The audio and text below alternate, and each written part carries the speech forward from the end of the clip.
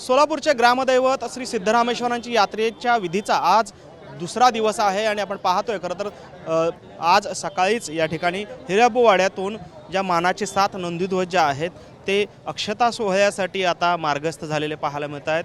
आपण पाहतोय सोलापुरातील दत्त चौक परिसरामध्ये आता ह्या नंदीध्वज जे आहेत ते आलेले आहेत आणि या ठिकाणी बाशिंग जे आहेत ते बांधले जात आहेत। खरं तर सिद्धेश्वर भक्तांची अशी धारणा आहे की सिद्धरामेश्वरांना बाशिंग बांधल्यानंतर आपल्या ज्या मनोकामना आहेत त्या पूर्ण होतात आणि त्यासाठीच हे बाशिंग जे आहे त्या ठिकाणी बांधण्याची परंपरा आहे।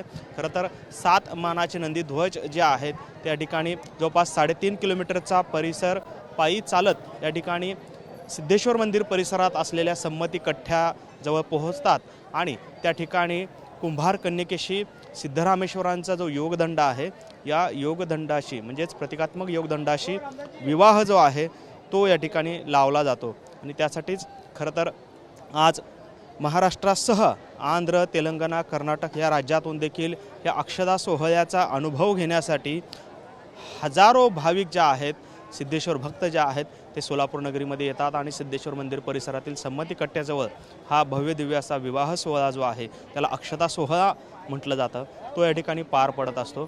खरं तर 3.5 किलोमीटरचं अंतर जे आहे हिराबोवाड्यापासून पायी चालत या ठिकाणी सिद्धेश्वर मंदिरपर्यंत हा सर्व प्रवास असतो आणि संपूर्ण या मिरवणूक मार्गावरती खरं तर हजारो सिद्धेश्वर भक्त जे आहेत त्या ठिकाणी येतात आणि या जी यात्रेचे मानकरी आहेत हिराबो त्यांच्या पाया पडतात। त्याचबरोबरीनं त्यांची पूजा देखील या ठिकाणी केली जाते। खरं तर समतेचं प्रतीक असलेली ही सोलापूरची गड्डा यात्रा आहे आणि याच सिद्धेश्वर यात्रेला गड्डा यात्रा देखील म्हटलं जातं आणि ही यात्रा जी आहे ती आता सुरू झालेली आहे आणि या यात्रेचा मुख्य विधी जे आहेत ते कालपासून सुरू झालेले आहेत। आज दुसरा दिवस आहे। अक्षता सोहळा जो आहे तो आज पार पडणार आहे। त्यासाठी हजारो भक्त जे आहेत ते देखील आता सोलापूर नगरीमध्ये दाखल झाले आपल्याला पाहायला मिळतात।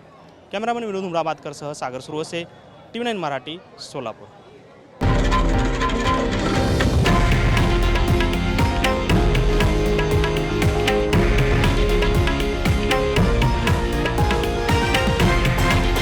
हे आहे देशातील नंबर 1 न्यूज नेटवर्क आणि आपण पाहत आहात TV9 मराठी, एकमेव।